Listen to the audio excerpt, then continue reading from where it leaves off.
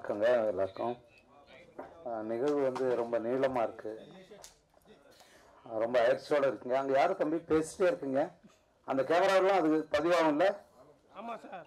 இங்கே பேசுகிறாங்க, அங்கேயும் பேசுகிறீங்க, அப்போ அதெல்லாம் அந்த கேமராவில் பதிவாகும் இல்லை?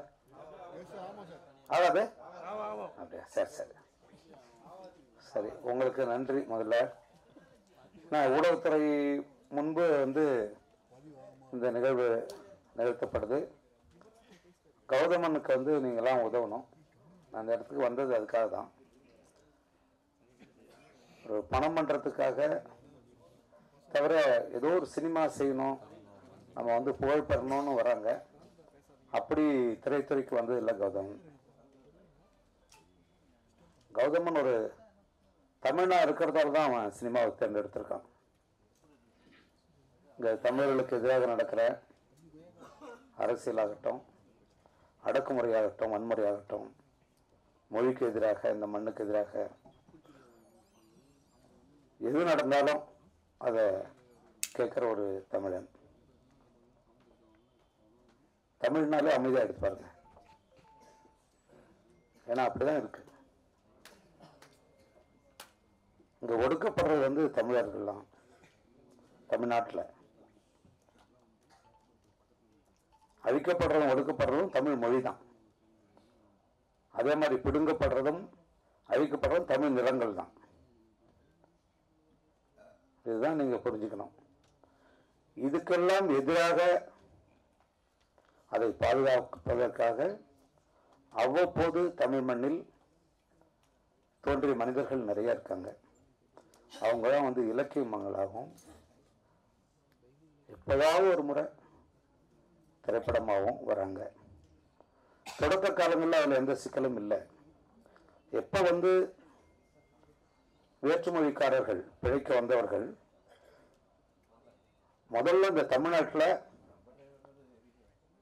அந்த அதிகாரத்தை பிடிக்கிறதுக்கு அவங்க கையில் எடுக்கிறது எதுன்னா இந்த மொழியை நல்லா கற்றுக்கிறது. இங்கே வாழக்கூடிய தமிழர்களை விட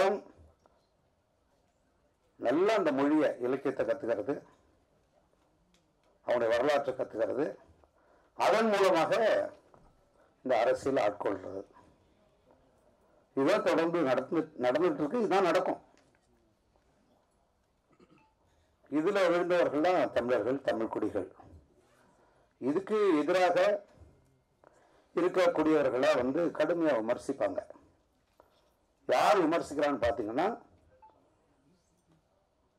இந்த தமிழுக்கு எதிரானவர்கள் தான். தமிழர்கள் அல்லாதவர்கள் தமிழுக்குள்ளேயே பகை உண்டு பண்ணவர்கள்.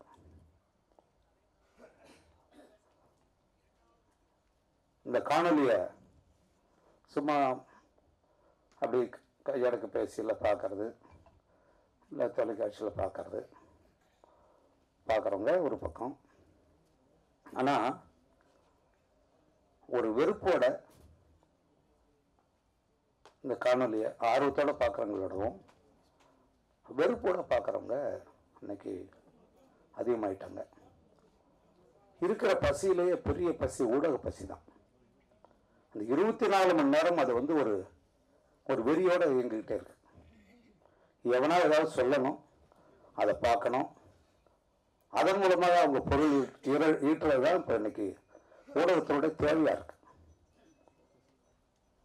அதன் மூலமாக என்ன ஆகுதுன்னா, இன்றைக்கு வந்து நீங்கள் போய் மனநோயாளிகளை வெளியில் தேட வேண்டிய அவசியம் இல்லை. நீங்கள் மனநோய் மருத்துவமனைக்கு போக வேண்டிய அவசியம் இல்லை. எல்லாம் அந்த ஊடகத்துக்குள்ளே தான் இயங்கிட்டு இருக்காங்க. கமெண்ட் பேருங்கிற ஃபாலோ பண்ணுறங்கிற பேரில் பார்த்தீங்கன்னா எல்லாம் அந்த மனநோயாளிகள் தான். இவனெல்லாம் வந்து எவனும் வந்து சொந்த அடையாளத்தோடு இருக்க மாட்டான். எல்லாம் போலி முகவரிகள் வச்சுக்கிட்டவங்கள கடுமையாக தாக்குவான். இவங்களாம் தாக்குறவங்க இன்னைக்கு இந்த கட்சிகளுடைய கொத்தடிமைகளாக, கைக்கூலிகளாக, ஒரு பதிவுக்கு 200 ரூபா வாங்குற ஆட்களாக இருக்காங்க. இவங்களை வச்சுக்கிட்டு தான் அந்த அரசியல் இன்னைக்கு கட்டமைக்கப்படுது. இந்த மண்ணுக்கும் மக்களுக்கும் இந்த மொழிக்கும் தேவையான உடனடியான ஒரு காரியத்தை அதை முடக்கி வேற இடத்துக்கு கொண்டு போக முடியும் உங்களால. ஏன்னா அவங்களுக்கு பணத்தை அள்ளி கொட்டப்படுது. இன்றைக்கு பெரிய தொழில் எது தெரியுமா? சமூக ஊடகங்கள்ல எங்கிறதான்.